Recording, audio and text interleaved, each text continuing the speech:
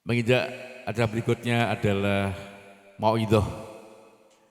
Adapun mauidhah yang pertama akan disampaikan oleh beliau Kiai Haji Nur Hamim Hadik LC PGD MPD, pengasuh Pondok Tahfidz Yambul Quran 2 Muria. Kepada beliau kami persilahkan.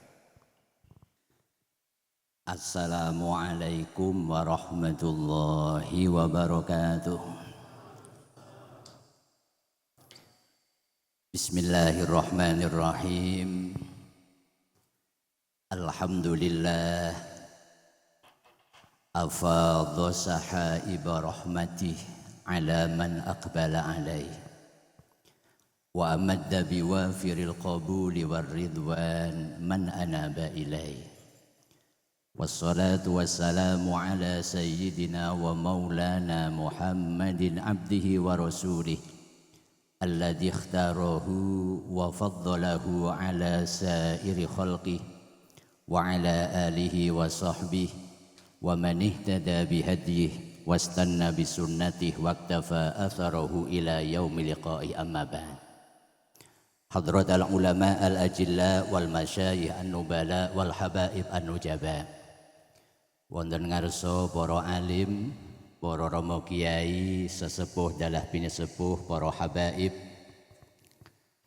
sedaya mawon ingkang rawuh, ingkang kita hormati, ingkang kita dherekaken dawuh fatwa mauidhah hasanahipun pengurus Yayasan Masjid dan Makam Sunan Muria Bapak Dr. Andes Kiai Haji Abdul Manaf beserta seluruh jajarannya, para rama kiai ingkang saged sampun rawuh, utaminipun dumateng Al Mukarram Rama Kiai Haji Ahmad Muwafiq Gus Muwafiq ingkang tansah kita cadung mauidhah hasanahipun. Para hadirin hadirat grup rebana dan seluruh sedaya ingkang rawuh baik secara langsung maupun secara virtual, sedaya mawon ingkang rawuh ingkang kita hormati rahimakumullah wa radhiya ankum wa barakalakum. Pertama namung saged mujiaken alhamdulillah wa syukurillah bahwa malam hari ini kita sedaya katakdiraken Allah saged sowan dumateng Kanjeng Sunan Muria, saged tabarukan lan hormat zikra al-haul Kanjeng Sunan Muria.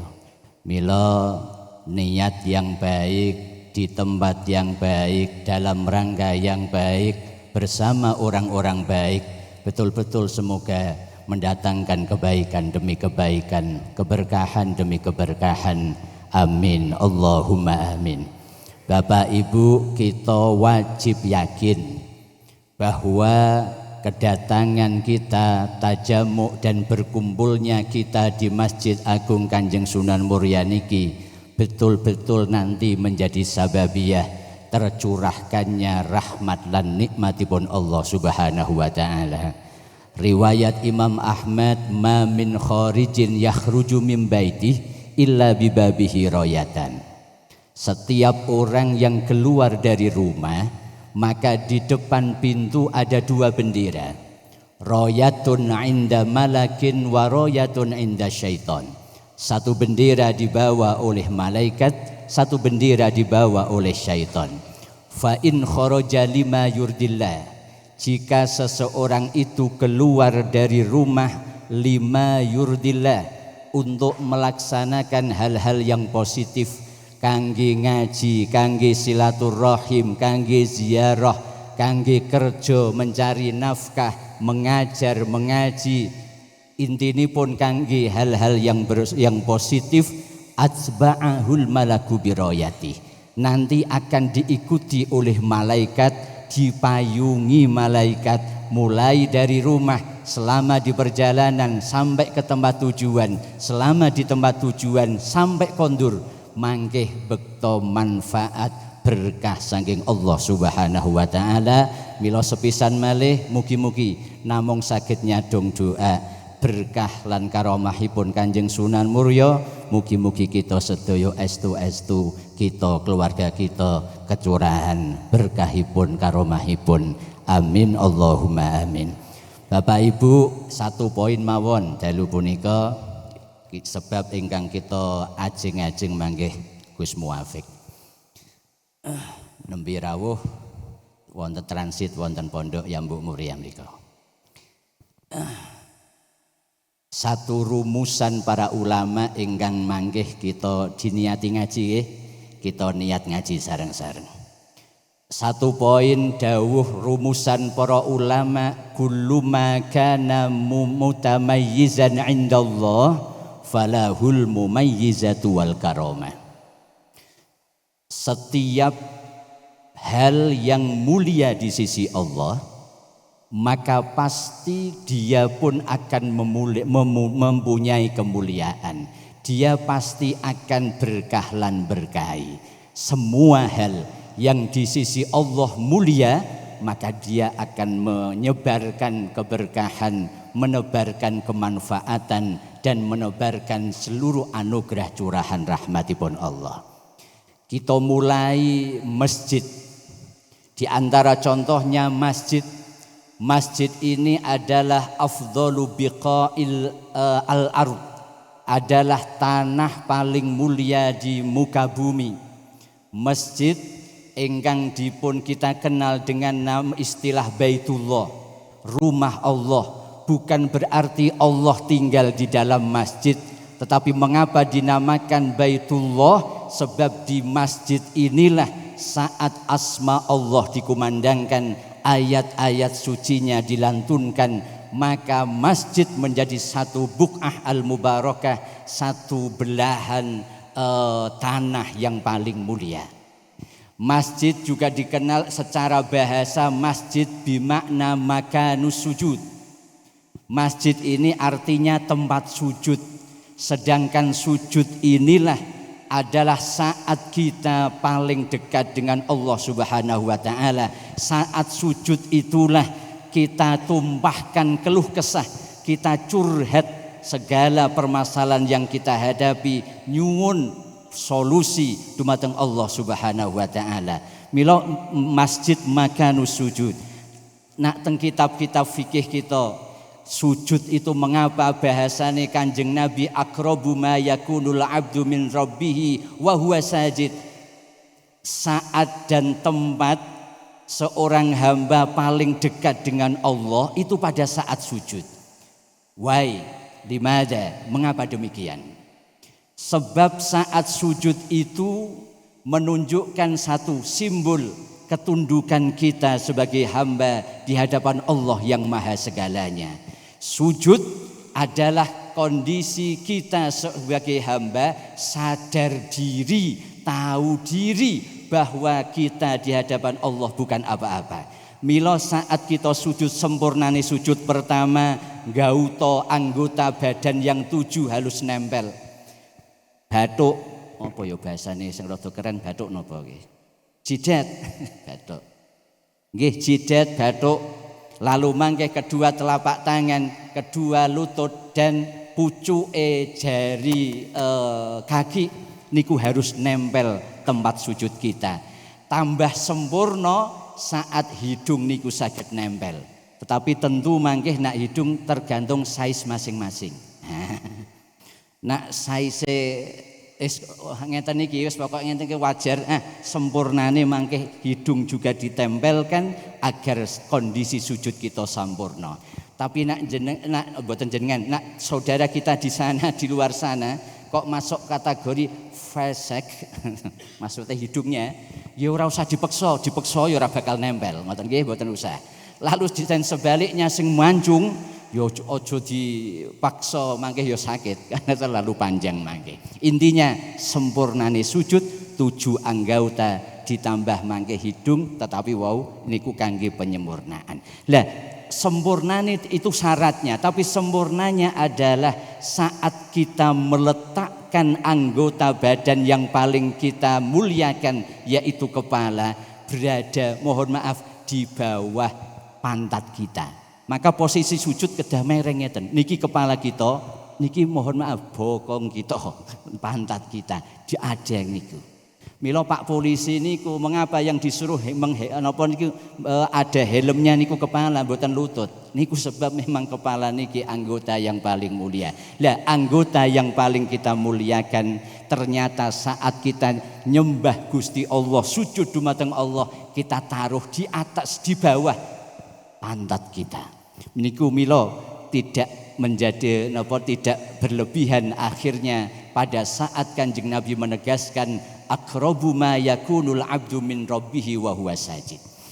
Lalu masjid niki karena mulia, wau rumuse Bapak Ibu, rumusnya mangkana mutamayyizan indallah falahul mumayyizatu wal karamah. Setiap yang mulia di sisi Allah maka pasti dia akan menjadi mulia, dia pasti berkah lan berkahi.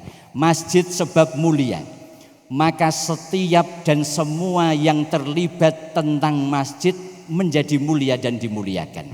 Secara lahiriah fisik masjid, man bana masjidan lillah banallahu baitan fil jannah, dengan berbagai redaksi teng hadis kata sanget. Orang yang mau membangun masjid nok dunya, maka Allah akan, karena Allah, maka Allah akan membangunkan rumah dan istana di surga. Siapa yang membangun masjid, semua yang ikut berkiprah dan berkecimpung, berkontribusi di dalam pembangunan masjid. Mulai yang pemilik idenya, pengurusnya, nadirnya, wakifnya, tukange sembarang niki tukange. Nak wis dadi mangke nggih tukang sapune, marbote, penguruse, nadire, sedaya akan menjadi mulia dan dimuliakan. Bahkan nak secara maknawi masjid menjadi mulia, orang yang memakmurkan masjid adalah salah satu standarisasi keimanan seseorang. Mila dawuh Allah wonten Al-Qur'an, innama ya'muru masajidallah man amana billah. Orang-orang yang mau memakmurkan masjid, dialah orang-orang yang betul-betul beriman kepada Allah Subhanahu wa taala. Menjadi standarisasi. Bahkan iku pol-polan, bahkan Kanjeng Nabi menegaskan dan memberi reward bebungah kaki kita, bagi setiap orang yang mau bersinggungan dengan masjid, manggih teng dinten kiamat. Saat manusia dikumpulkan teng padang mahsyar, matahari diturunkan, maka yang terjadi adalah panas dan panas, haus dan haus. Dalam kondisi di padang pasir, padang mahsyar, tidak ada aup-aupan, lalu matahari diturunkan, maka secara rasional, secara logis yang dibutuhkan adalah dua. Satu, tempat ngaup, tempat berteduh, dan yang kedua, air minum. Nah, pada kondisi yang demikian, Kanjeng Nabi memberi busra, kabar gembira. Di antaranya adalah yang ada hubungannya dengan masjid. Kanjeng Nabi dawuh sab'atun yudhilluhumullahu fi dhillih yauma la dhilla illa dhilluh. Ada 7 golongan. Mangke nek teng hadis 7 niku mboten patok bangkrong, karena nanti di hadis riwayat lain ada yang 3, ada tambahan 10 dan yang lain. Niki kangge Kanjeng Nabi, umat, para sahabat le ngapalno ben ora kakean, tidak memberatkan. Nggih. Intine sab'atun yudhilluhumullahu fi dhillih yauma la dhilla illa dhilluh. Ada 7 golongan nanti di padang mahsyar, saat semua hamba manusia kepanasan dan kehausan, Allah memberi fasilitas aup-aupan.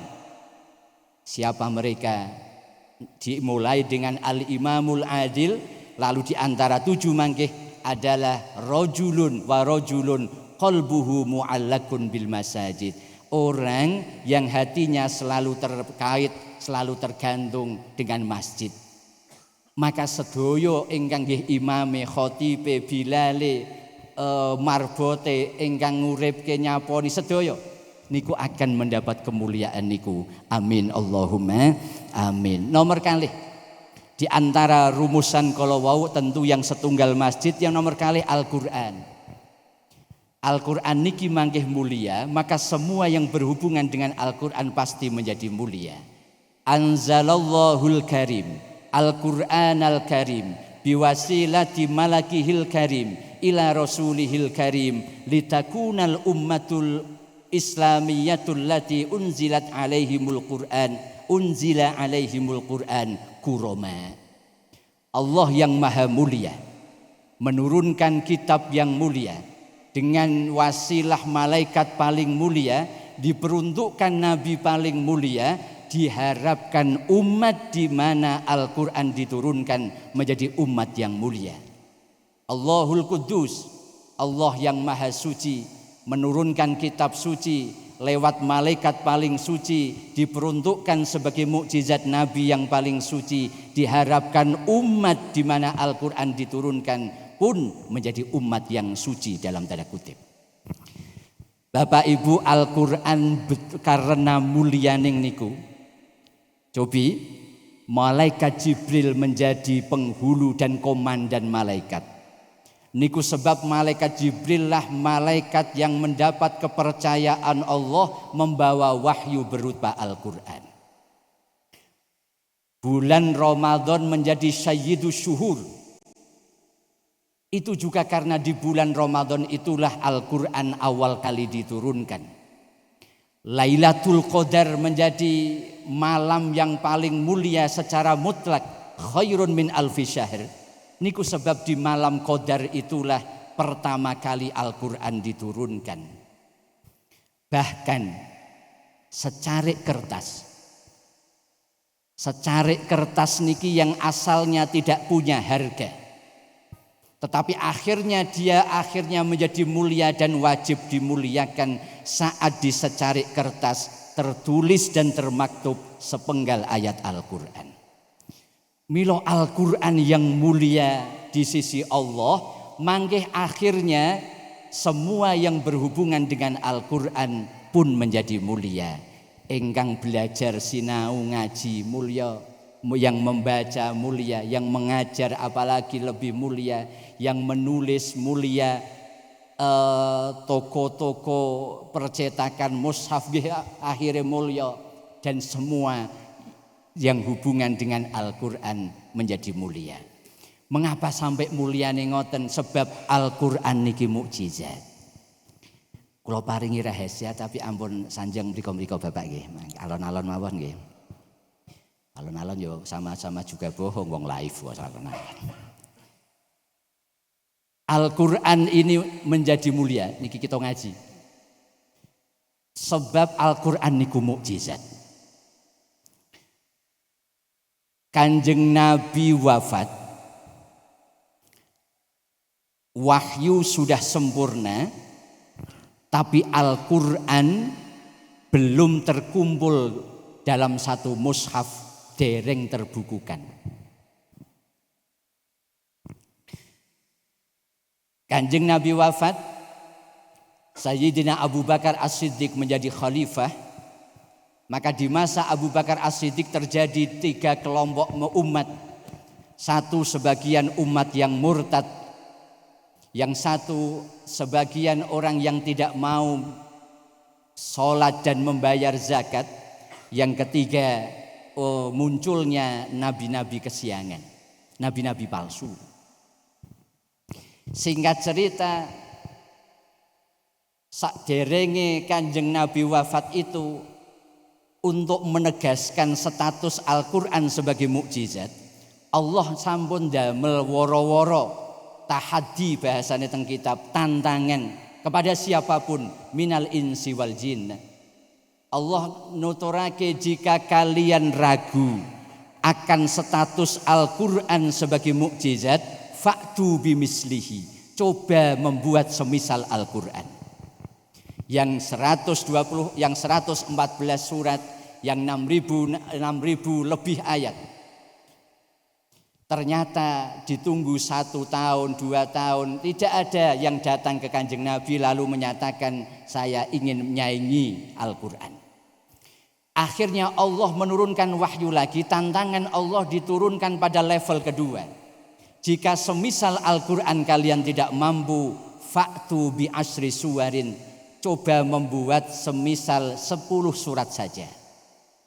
10 surat pun tidak mampu, bertahun-tahun tidak datang, maka Allah menurunkan tantangan pada level terendah.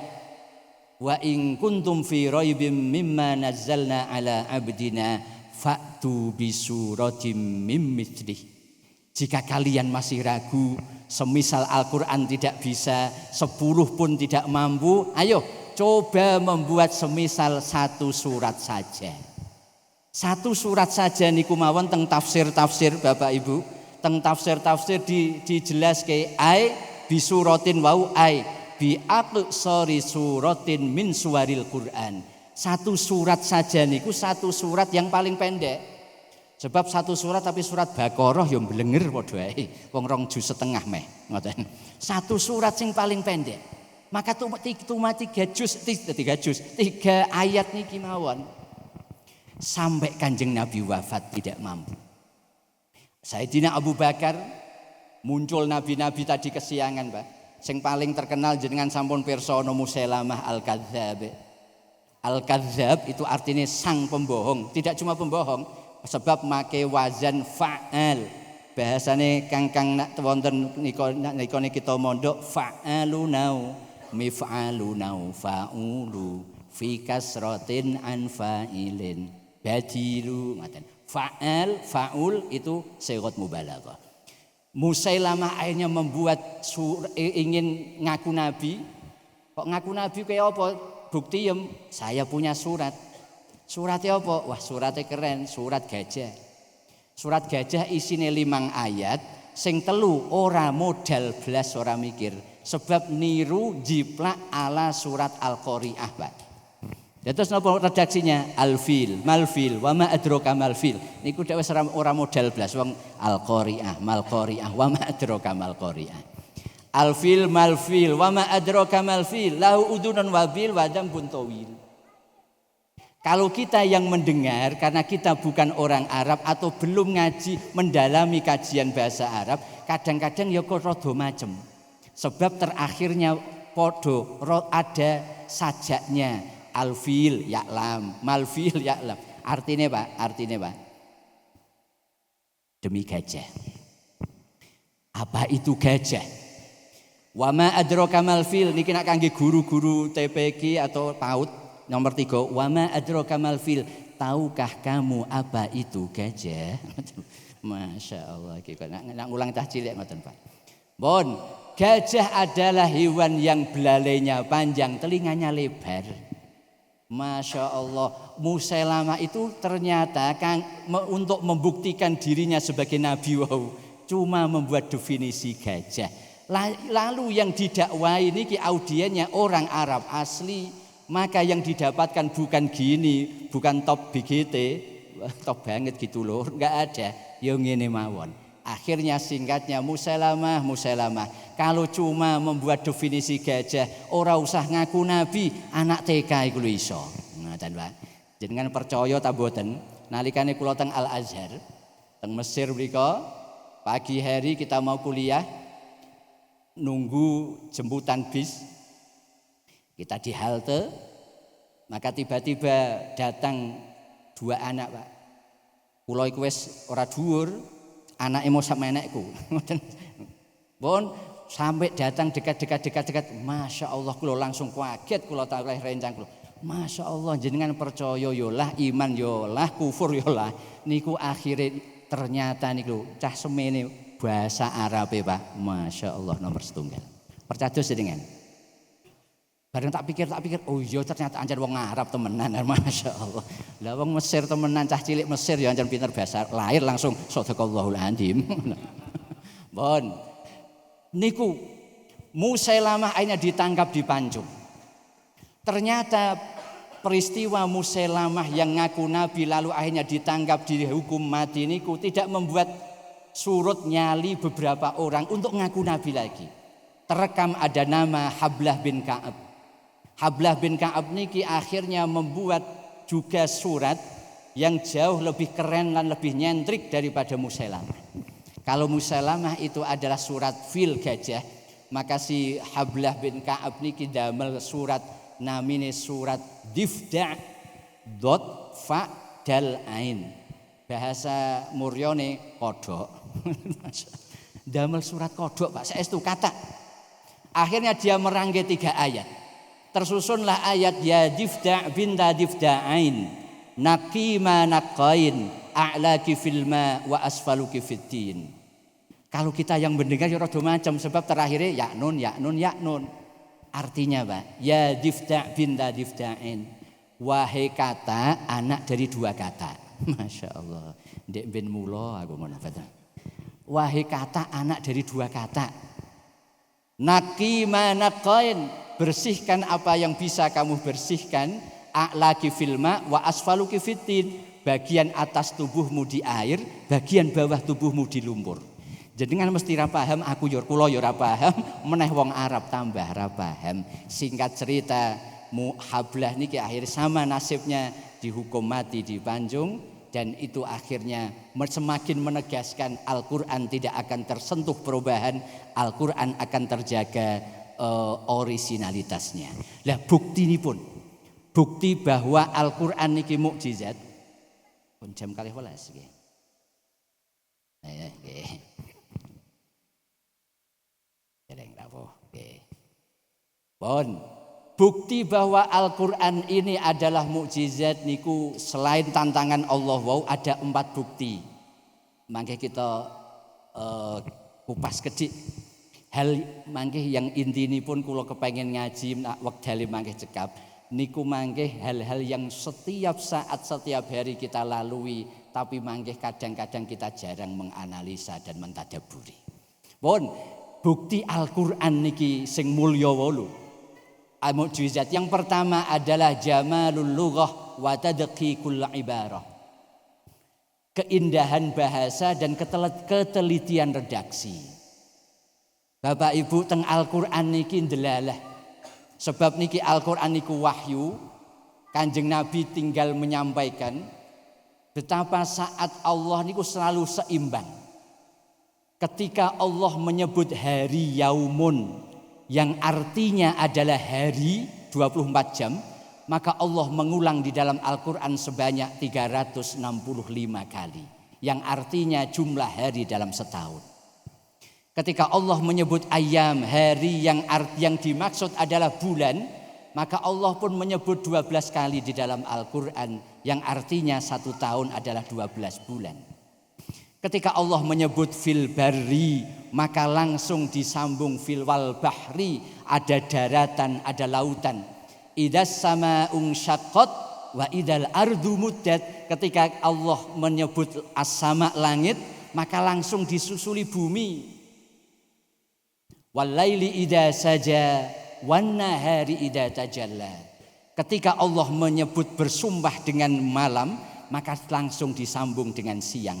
Intinya disinilah ketelitian redaksi Al-Quran yang meneguhkan bahwa itu betul-betul mukjizat saking Allah Subhanahu wa Ta'ala.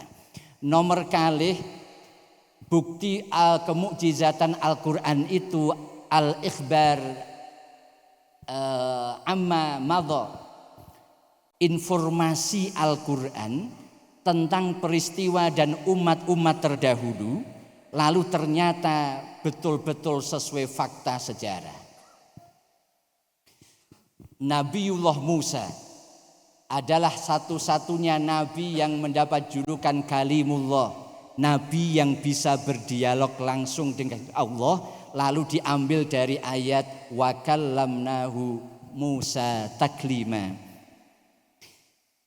Nabi Musa ini juga yang merupakan salah satu dari the big five of Nabi, 5 besar Nabi yang paling mulia yang kita kenal dengan ulul azmi. Semua makhluk dipilih Allah, ada 124 Nabi. Mangke wonten hadis panjang muaranya sahabat Abu Dzar Al-Ghifari. 124.000 nabi. Dari 124.000 nabi terseleksi, ada proses filterisasi, tersaring 313 rasul. 313 tersaring lagi 25 nabi dan rasul. Lalu dari 25 tersaring 5 yang kita kenal dengan ulul azmi niku. Saat Nabi Musa, intinya Nabi Musa dakwah kepada Fir'aun. Pertama kali ketika Nabi Musa diangkat menjadi nabi, diberi SK kenabian dan kerasulan, maka Nabi Musa nyenyuwun dumateng Allah. Sebagian doanya selalu kita lantunkan, tapi Nabi Musa nanti ditambah. Doa Nabi Musa, Rabbi shrahli sadri wa yassirli amri wahlul 'uqdatam min lisani yafqahu qawli. Niki sing biasa kita note, Pak. Niki monggo di-note. Rabbi shrahli sadri, Gusti lapangkan dada kula. Wa yassirli amri, permudah urusan kaula. Wahlul 'uqdatam min lisani yafqahu qawli. Semoga Engkau pun berkenan mengurai sekat-sekat dalam lidahku, yafqahu qauli, agar kaum dan umat bisa memahami kalam-kalam dan statementku. Mengapa Nabi Musa niko cerita ingkang sampun kita pirsani panjenengan personi sedaya, nalikane Nabi Musa bayi dislametke istri Fir'aun, dirawat teng istana Fir'aun. Intinya sampai Nabi Musa niku akhirnya makan mawa. Mawa niku bahasane bareh. Mawa pokoke. Intinya akhirnya nun sewu rada kacel, rada pelat. Akhirnya Nabi Musa kok diutus dakwah, beliau melanjutkan permohonannya, waj'alli waziram min ahli Haruna akhi. Gusti, kula tambah I have one permohonan purpose. Kula gadahi satu permohonan kangge panjenengan, waj'alli waziram min ahli Haruna akhi. Mugi jenengan dadoske saya punya pembackup backing dalam dakwah, yaitu Harun saudara kawula. Di ayat lain teng surat lain, huwa afsahu minni lisana. Sebab Harun ini adalah yang lebih fasih daripada kawula Gusti. Singkat cerita, beliau berdua datang ke istana Fir'aun ke Mesir, dakwah teng Fir'aun. Napa wasiating Allah niki Nabi Musa dakwah teng Fir'aun. Fir'aun ini adalah salah satu manusia paling sombong teng muka dunia akhirat temenan. Setelah iblis, ya Fir'aun, sebab dia yang menyatakan ana rabbukumul a'la. Ngaku pengiran. Lah ternyata Kanjeng Nabi Musa, Kanjeng Nabi Harun diutus Allah dakwah ke Fir'aun. Wasiating Allah, fakula, panjang sebab niki kangge Nabi Musa kali Nabi Harun. Fakula lahu qaulal layyina, untuk apa? La'allahu yatadzakkaru aw yasha. Kanjeng Nabi Musa mawon dakwah ke Fir'aun.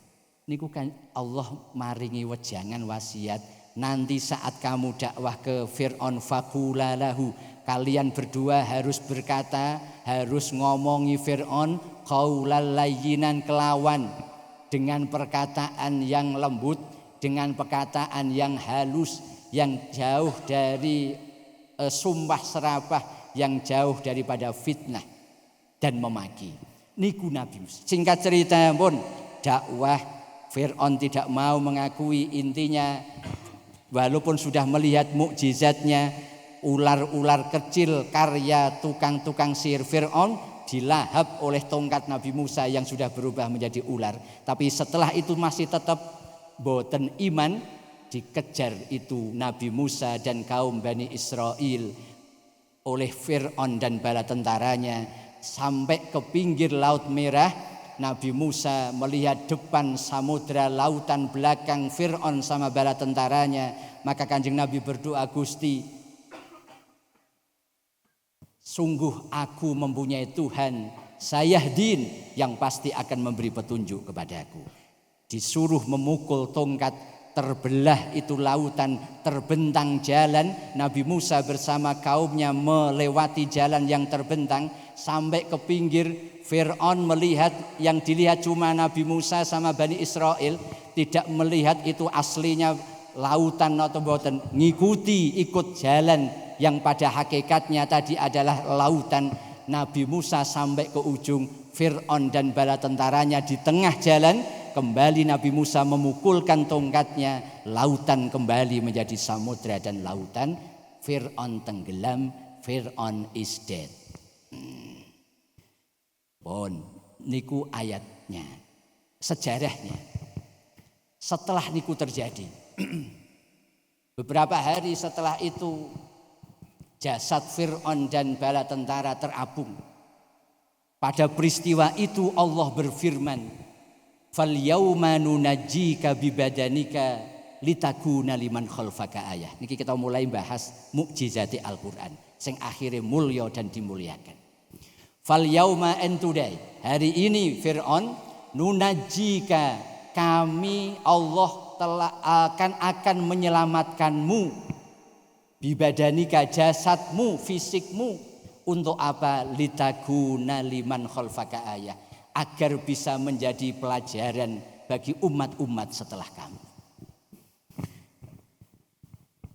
Terapung itu jasad Fir'aun, ditemukan di pinggir Laut Merah oleh penduduk Mesir, maka tahu, oh ini rojone. Fir'aun itu Bapak Ibu bukan nama. Fir'aun itu adalah julukan bagi raja di Mesir kuno sana. Ya, maka Fir'aun zaman Nabi Musa niku oleh sebagian besar mu'arrikh sejarawan adalah Ramses II. Ramses II. Niku intinya ketika tahu itu rajanya, ada tradisi di masyarakat Mesir, rojo-rojo niku jasadnya dibalsem saestu, bahasa Arab maksudnya. Bahasa Arab itu resmi, Pak. Ba, lam, sin, mim. Maksudnya di formalin, diawetke niku. Pun dikubur, diawetke, dibalsem mau, nak balsem caplang ya panas kabeh malah kira. Singkat cerita, pun 3 bulan setelah setelah peristiwa itu terjadi banjir bandang. Meluluh lantakkan semua infrastruktur dan bangunan, termasuk kuburan, makam-makam di pinggir Laut Merah pun akhirnya hanyut oleh banjir bandang, termasuk Fir'aun. Akhirnya jasad Fir'aun hilang entah kemana. Tetapi Al-Quran dawuh fal yauma nunajjika bibadanika. Allah memakai redaksi fi'il mudhari' nunajjika niku yang maksudnya lilistimror, untuk berlangsung sampai hari kiamat. Akhirnya sebulan tidak ditemukan, setahun, 10 tahun, 1000 tahun boten ditemukan jasad Fir'aun. Tetapi Allah sudah menegaskan pasti kami selamatkan. Akhirnya tersebut tahun 1897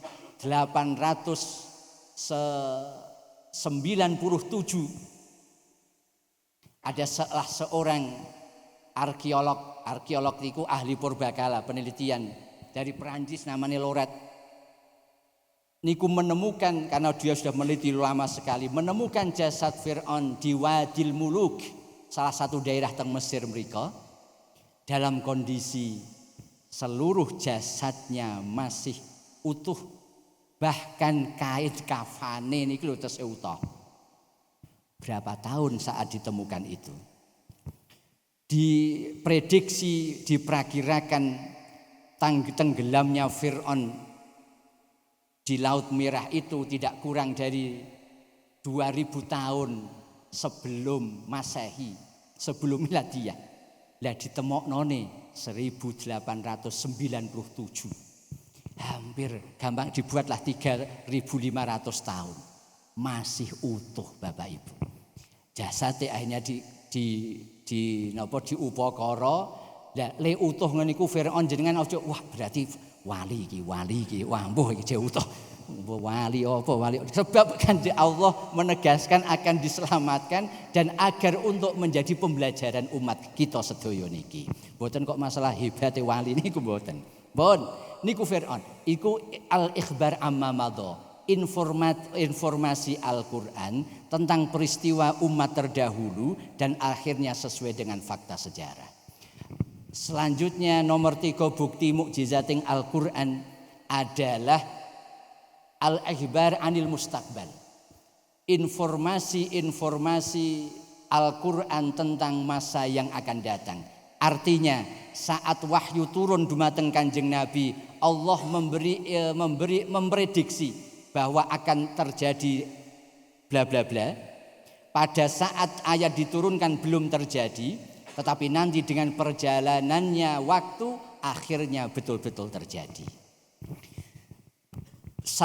Sebelum Kanjeng Nabi diutus niku ada 2 negara adidaya, yaitu Romawi dan Persia. Romawi niku yang teng Al-Quran teng kitab-kitab Ar-Rum niku Romawi.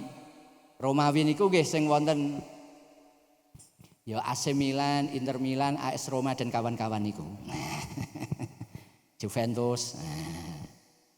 Nggih, Serie A Pak intinya. Bon. Romawi Rum. Persia niku pusate sakniki teng Iran. Iran sing memborbardir wingi lho. Memborbardir Israel. Niku Persia, niku 2 negara adikuasa adidaya jauh sebelum Islam Kanjeng Nabi datang. Lalu Allah memprediksi, memberi info yang bersifat futuristik, yang bersifat masa yang akan datang. Apa niku diabadikan menjadi salah satu nama surat Ar-Rum. 5 ayat yang pertama, Alif Lam Mim Ghulibatir Rum fi adnal ardi wa hum min ba'di ghalabihim sayaglibun. Kapan? Fi bid'i sinin. Lillahil amru min qablu wa min ba'd wa yauma idzi yafrahul mu'minuna binasrillah. Al-ayah. Ghulibatir Rum. Romawi dikalahkan Persia. Wa hum min ba'di ghalabihim sayaglibun. Tetapi nanti Romawi setelah dikalahkan pada akhirnya ganti mengalahkan Persia. Kapan? Di mana? Fi adnal ardi. Fi adnal ardi wa hum min ba'di ghalabihim sayaglibun. Kapan? Fi bid'i sinin. Dalam beberapa tahun.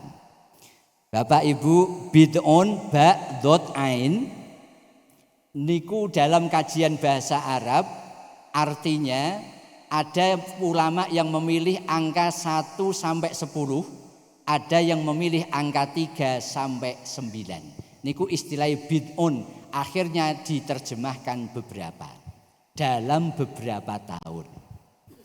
Tidak cuma dalam beberapa tahun, mangkih pada saat kejadian yang beberapa tahun itu bersamaan, bertepatan, berbarengan wa yauma idzi yafrahul mu'minuna binasrillah. Dan pada saat itu nanti kaum mukmin merayakan kemenangan yang diberikan oleh Allah Subhanahu wa taala. Singkat cerita, Romawi akhirnya betul-betul bisa mengalahkan Persia. Persia mengalahkan Romawi, Ghulibatir Rum. Niku terjadi diprediksi oleh para ahli sejarah tahun 614 Miladiyah. Lalu ganti wahum mim ba'di ghalabihim sayaglibun. Ganti Romawi mengalahkan Persia. Itu akhirnya terjadi secara fakta sejarah tahun 622 Miladiyah. Maka fakta itu menegaskan betapa ke sisi kemukjizatan Al-Quran. Berarti KCE terpautnya dari 614 menuju 622 adalah pinten Bapak? 8 tahun. Maka 8 tahun itu sesuai dawuh Allah fi bid'i sinin, baik mengikuti ulama kelompok pertama kata bid'un itu 1 sampai 10 maupun kata bid'un itu 3 sampai 9, 8 masuk di kedua-duanya. Bon koma, tesih koma dereng titik. Titike ditambah wa yauma idzi yafrahul mu'minuna binasrillah. Ternyata pada saat Romawi mengalahkan Persia niku betul-betul saat umat Islam merayakan kemenangan yang diberikan Allah pada perang pertama terbesar dalam sejarah umat Islam, yaitu perang Badar Kubra. Ternyata 622 Hijriah saat Romawi mengalahkan Persia itu sama dengan tahun 2 Hijriah di mana Kanjeng Nabi bersama umat Islam mengalahkan tiang-tiang kafir Madinah teng Bukit Badar niku. Pun bukti yang keempat. Nah, badhe keempat mangke istirahat. Nah, mangke nanggo rawuhe Gus Muafik. Yang keempat bukti kemukjizatan Al-Qur'an adalah al-isyarat al-ilmiyah. Niki mangke sing kula ngajak kita mentadaburi ayat. Yang keempat itu adalah isyarat-isyarat ilmiah yang ada di dalam Al-Qur'an yang hubungannya tentang sains dan teknologi. Pak, dulu nalika sing kula sak nginggil sing luwih sepuh nggih JIPA. Nak sampeyan wis diwonten biologi, fisika, kimia wis dipecah. Nak teng fisika niku orang wonten mengatakan ada teori di antaranya adalah Big Bang. Big Bang itu adalah ledakan besar. Dalam teori itu mengatakan bahwa alam semesta, bumi dan planet-planet ini dulunya menyatu. Dan karena ada global warming, pemanasan global akhirnya nanti meledak, jadilah bumi, matahari, Mars, Venus, Jupiter, Saturnus, Pluto dan kawan-kawan niku. Bon. Niku baru oleh orang barat jari ini itu belum ada 2 abad yang lalu. Tapi tahukah kita 1400 lebih tahun yang lalu, 14 abad yang lalu, Al-Quran kita telah menegaskan awalam yarol ladzina kafaru annas samawati wal ardo kanata rotqon fafataknahuma. Tidakkah mereka berpikir bahwa annas samawati wal ardo, bahwa langit, bumi, jagat raya, alam semesta kanata dulu rotkon gembel, Pak. Gembel ngeten iki. Fafataqnahuma, lalu kami pecah itu langit dan bumi. Sistem gravitasi pun ada di dalam Al-Qur'an. Bumi, bahwa bumi kita ini bulat, wonten Al-Qur'an.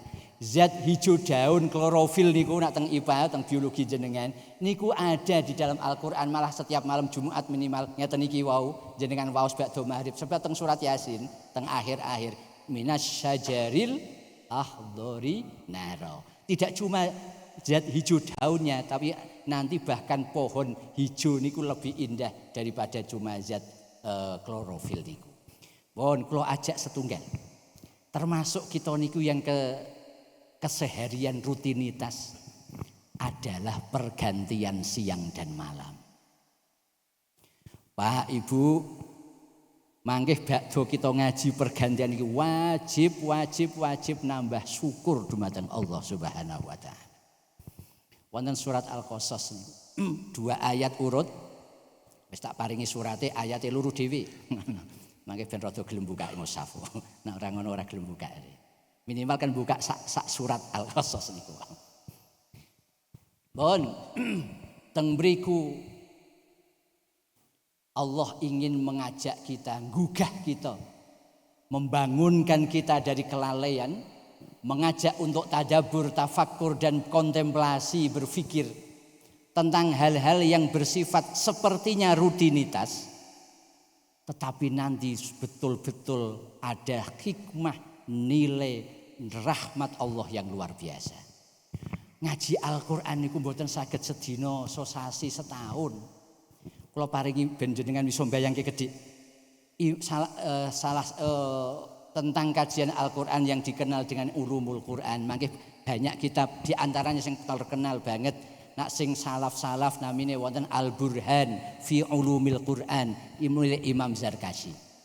Mangke wonten Al-Itqan fi Ulumil Quran milik Imam Jalaluddin As-Suyuti. Sing rada enggal-enggal Manahilul Irfan milik karya Imam Az-Zurqani dan yang lain. Kula paringi ingkang Al-Itqan fi Ulumil Quran. Niki ada yang dicetak 2 jilid, ada yang dicetak 4 jilid kecil. Nak sing teng griya yang 2 jilid. Imam Suyuti niku salah satu ulama Mausu'atul Ulum. Nah, kita bahasakan ya ensiklopedia ilmu pengetahuan. Ensiklopedia niku kamus besar. Sebab watah sangat jumlah mu'allafat buku kitab karyanipun Imam Jalaluddin As-Suyuti. Engkang teng masalah tafsir dan ulumul Quran mawon niki. Karena tidak mungkin kita membahas sedoyo. Mangkih beliau niku nak teng hadis pernah nggadahi Mega Pro, Pak. Masya Allah ngungkuli jenengan Bapak. Mega proyek maksudnya di dalam ilmu hadis. Teng ilmu teng tafsir beliau gadah sing yang paling dikenal santri adalah tafsir Jalalain. Jalalain itu Jalal 2. Maksudnya Jalaluddin Al-Mahalli disambung Imam Jalaluddin As-Suyuti. Tapi Imam Jalaluddin As-Suyuti ini menggadai tafsir piyambak yang utuh karya beliau. Namanya Ad-Durrul Mansur fit Tafsir bil Ma'thur. Ada yang dicetak 9 besar, ada yang dicetak belasan jilid. Bahkan mangke nak teng iki wau teng kitab Al-Itqan sing badhe kita terangake. Teng Muqaddimah ternyata kitab Al-Itqan niku beliau mengatakan ngaji Al-Qur'an ora iso sembarangan. Meneh angger mengandalkan napa niku ChatGPT apa nek sakniki sing intine harus digurokno Al-Qur'an niki. Apa Imam Suyuti dawuh di dalam Al-Itqan itu Imam Suyuti kalau kamu ingin mendalami Al-Qur'an minimal ada 80 bahasan. 80 bahasan. Niku bahasan Imam Suyuti mangke saged dicek teng Muqaddimah Al-Itqan fi Ulumil Quran. 80 bahasan itu alal idmaj. Itu karena saya gabung untuk beberapa. Yang digabung maksudnya ngeten. Contohnya teng mriku ada ayat itu yang laili, ada yang nahari. Ada ayat yang turunnya malam hari, ada yang turunnya siang hari. Ada yang soifi, ada yang syita'i. Ada yang musim panas, ada yang musim dingin. Ada maki, ada madani. Ngoten niku ada hadori, ada as-safari. Ada ayat yang turun pada saat Kanjeng Nabi teng Madinah. Tidak saat perjalanan atau safari pas beliau dalam safar perjalanan. Niku didadekno setunggal. Imam Suyuti dawuh seandainya saya tak jlentrehke tak udari lagi maka tidak akan kurang dari 300 ala salasimi'ati mabhasin 300 pembahasan. Niku nak ngaji al-ilmul Quran. Lah ketika Imam Suyuti pun Muqaddimah wau pun meh rambung niku beliau dawuh teng mates teng Muqaddimah Al-Itqan. Dan aku rencanakan kitab Al-Itqanku ini aku jadikan muqaddimah bagi tafsirku yang jumbo. Ternyata beliau itu sudah punya rencana membuat tafsir yang jauh lebih luas lagi daripada Ad-Durrul Mansur yang sudah belasan jilid wau, Pak. Lalu beliau sudah mempunyai calon nama tafsir besarnya, tafsir Al-Kabir, namanya Majma'ul Bahraini wa Matla'ul Badroini. Nah, ngoten. Niku Imam Suyuti. Dados ngaji Quran nggih kedah jan dingejekno ngoten wau, ulumul Qur'annya, tafsirnya harus kita lampahi. Pun dalam 2 ayat berturut-turut Allah menegaskan ngajak kita, dinggugah kita. Qul ara'aitum in ja'alallahu 'alaikumul laila sarmadan ila yaumil qiyamah man ilahun ghairullahu ya'tikum bidiya afala tasma'un.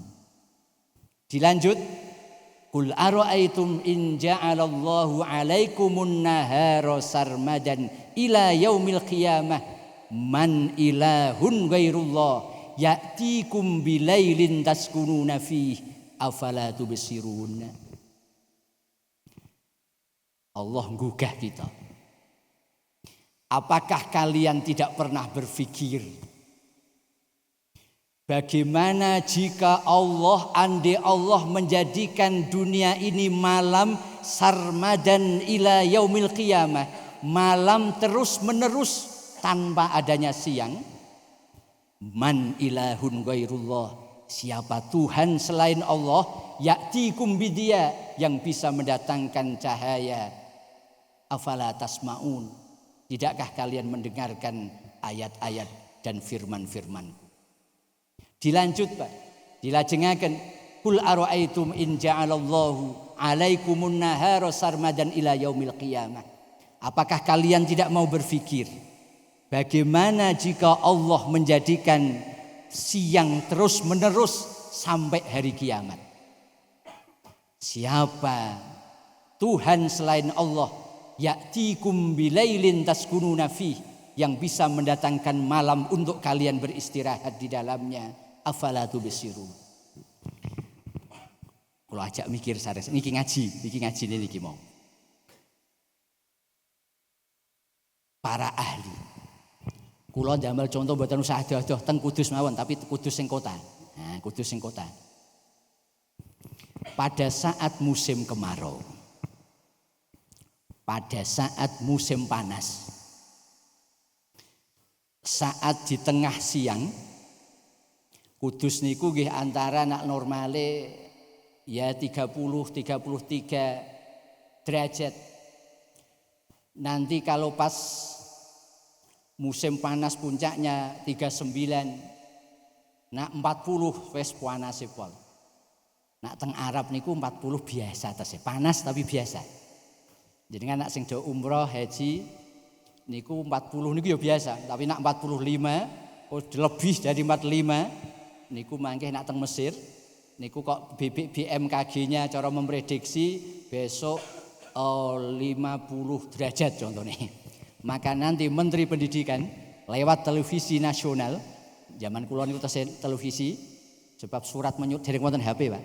Kula berangkat tahun 97, kula wangsul 2003. Terus tasih surat menyurat ngangge teng kantor pos. Setengah bulan nembe dugi. Jadi kong Mesir sampai Muryo niki setengah bulan. Niku surate zaman nika. Bon akan mengumumkan kalau besok kok diprediksi 50 derajat, maka televisi nasional mengumumkan besok sekolah libur nasional. Terus pabrik-pabrik tutup libur, ngoten. Intinya, bon di musim panas. Ketika suhu paling panas di antara jam 12 sampai setengah 2 kalau kita ini. Pernahkah panjenengan memperhatikan saat kita lewat di jalan yang beraspal? Sing aspal aja cor, aspal. Maka pada saat itu pasti aspale lembek. Kok kita ngambil air, kita kucuri itu aspal, maka akan mengeluarkan suara desisan sambil keluar asap. Nggih apa? Nggih. Iso mun sedaya saged lihat niki. Niki fakta mawon. Bon, niku pada saat oleh para ahli, niki kula menyampaikan penelitian para ahli mawon. Kula mboten pernah neliti piyambak. Pada saat suhu udara 50 derajat Celcius, kok berlangsung selama 100 jam. 100 jam niku berarti 4 hari lebih sedikit. Buatlah 4 hari setengah, 4,5 hari. Walaupun kurang itu karena 100 jam. 4 hari plus 4 jam. Itu secara kajian ilmiah akan bisa dipastikan secara ilmiah aliran dan air mata air mulai menguap. Sumur, lautan, sungai akan mulai menguap. Lalu ketika dilanjutkan 100 jam kedua berikutnya, berarti seandainya kok 50 derajat Celcius berlangsung selama 9 hari berturut-turut tanpa adanya malam, maka oleh kajian ilmiah itu akhirnya bisa dipastikan semua air cairan mendidih, termasuk cairan air dan darah kita pun mendidih. Dan pada saat itu terjadi bisa dipastikan tidak ada kehidupan di muka bumi. Artinya apa? Tidak perlu menunggu sampai hari kiamat. Seperti retorika Allah di dalam Al-Quran, sarmadan ila yaumil qiyamah. Bahkan cuma dalam 9 hari saja kok 50 derajat Celcius tanpa ada malam sedikit pun. Secara ilmiah dipastikan semua akan binasa dan tidak akan ada kehidupan lagi di muka bumi dunia niki. Padahal kalau paringi tambahan nih, ben le syukur tambah temenan.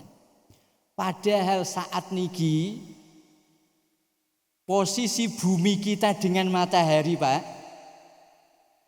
Makin datang pelajaran ini 149,6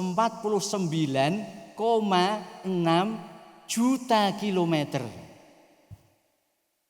Kita global ke 150 juta kilometer jarak bumi dengan matahari saat ini.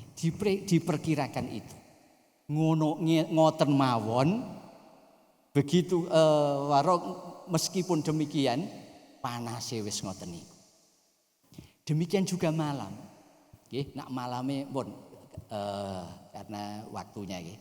Intinya yang siang wau sama, malamnya masih sama, hampir sama tantangan Allah. Tidak sampai hari kiamat, 9 hari pun semua akan membeku dan tidak akan ada lagi kehidupan di muka bumi. Niku bukti bahwa Al-Quran, milo Al-Quran ini wow, kullu ma kana mutamayyizan indallah falahul mumayyizatu wal karamah. Setiap yang mulia di sisi Allah pasti akan mulia dan akhir saya berkah lan saged berkahi yang terkait dengan itu. Niku Al-Quran. Lalu yang poin finalnya sedikit dan mungkin di kita napa niku nenggo Gus Muafik. Yang ketiga adalah aulia Allah. Wali-wali ning Allah. Wali ning Allah niku mulia. Maka semua yang berhubungan dan keterkaitan dengan wali Allah akan menjadi mulia. Enggang seneng, alhamdulillah sampun rawuh. Pas bahas wali beliau rawuh. Kalau tambah 5 menit, mangke. Ahlan wa sahlan. Izin kalau nambah gangsal menit Gus Muafik. Bon. Alhamdulillah sing kita rantos kita tenggo sampun rawuh. Al Mukarram Romo Kyai Haji Ahmad Muafik Gus Muafik kita.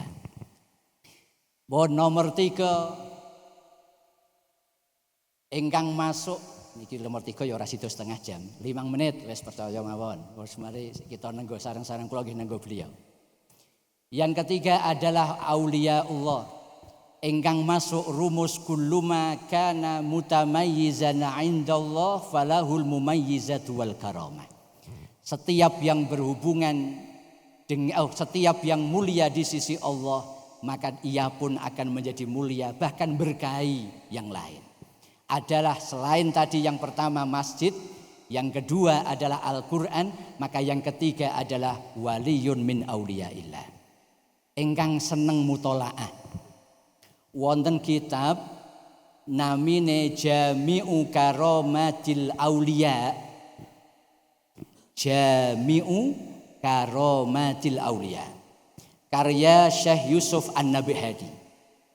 Syekh Yusuf An-Nabhani ini ugi engkang gadai kitab namine Sa'adatud Darain fi sholati ala sayyidil kaunain.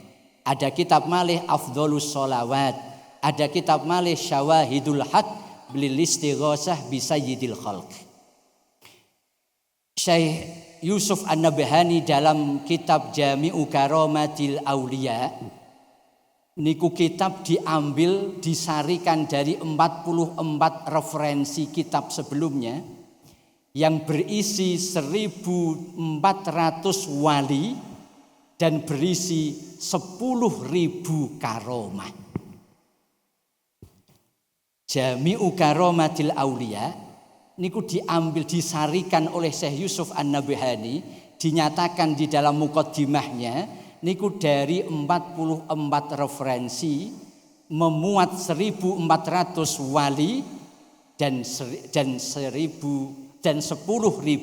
karomah. Intine bahwa ingkang kita pirsani langsung, kita rasakan kullu ma kana jaizan li mu'jizatin nabi yakunu yajuzu ayyakuna karomatan liwali, ngoten bahasane. Semua yang menjadi mukjizat bagi para nabi, maka itu pun nanti bisa menjadi karomah bagi seorang wali. Karomah manggih Gus Muafik bagian jelasaken.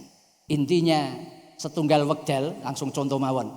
Setunggal wekdal ada dialog antara murid dan guru. Yang muridnya adalah Sayyidah Rabi'ah Al-Adawiyah dan gurunya adalah Imam Hasan Al-Basri. Podo waline. Dari Imam Abdul Hasan Al-Basri ini kita mengenal konsep dalam bidang tasawuf namanya al-khauf war roja. Lalu dari Sayyidah Rabi'ah kita mengenal istilah al-hubbul ilahi. Satu saat terjadi dialog antara Sayyidah Rabi'ah kalih Imam Hasan Al-Basri. Imam Hasan Al-Basri kepengin nguji muridnya.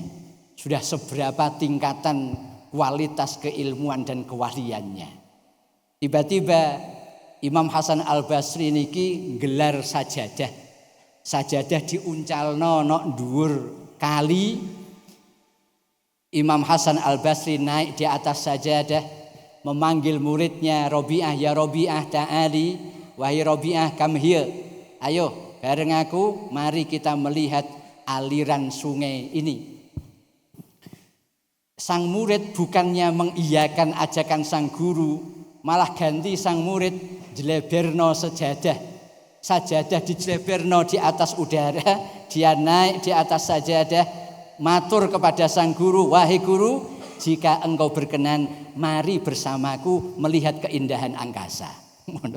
Wah, podo wali niki. Akhiripun fatabas sama Al-Imamul Hasan Al-Basri, Imam Abdul Hasan Al-Basri namung tersenyum. Reti, oh, iki muridku wis apa iki sudah ngentekno segoro ilmuku itu.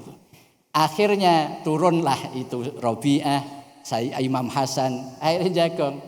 Rabi'ah akhirnya matur, ya Imam, apa yang kita lakukan barusan, apa yang kita berdua lakukan barusan, itu cuma fata morgana, niku namung kulitnya.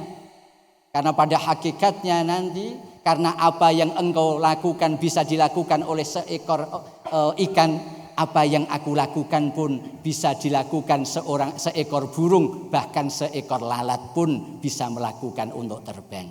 Tapi yang penting adalah ini adalah fata morgana, yang penting adalah keistiqomahan di dalam kebaikan, konsisten di dalam syariat dan ajaran. Maka ketika kita konsisten, disitulah justru konsisten istiqomah itulah betul-betul karomah yang paling mulia dan dimuliakan. Dawuh para ulama, al-istiqomah khairun min alfi karomah. Niku relevansinya di sana.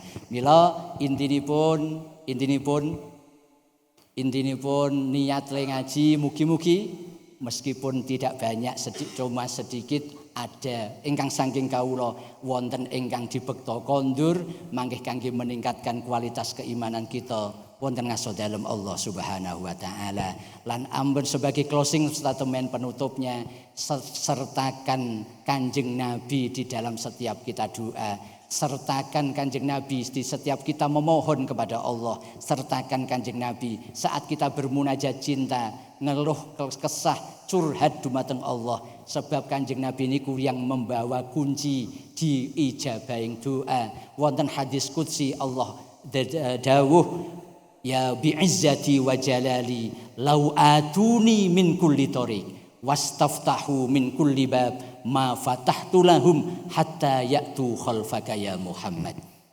Wahai Kanjeng Nabi, dengan bi'izzati wa jalali, dengan kemahamuliaan dan keagunganku, lau atuni min kulli tariq, seandainya semua hamba datang kepadaku dari semua jalan, wastaftahu min kulli bab, dan mereka ingin membuka semua pintu, ma fatahtu lahum, tidak akan aku bukakan, hatta ya'tu khalfaka ya Muhammad, hingga mereka semua datang kepadaku bersamamu, ikut rombonganmu, wahai kekasihku Rasulullah Muhammad sallallahu alaihi wasallam. Mugi-mugi kita angsal berkah lan syafaatipun Kanjeng Nabi, berkah lan karomahipun Kanjeng Sunan Muria. Amin Allahumma amin. Assalamualaikum warahmatullahi wabarakatuh.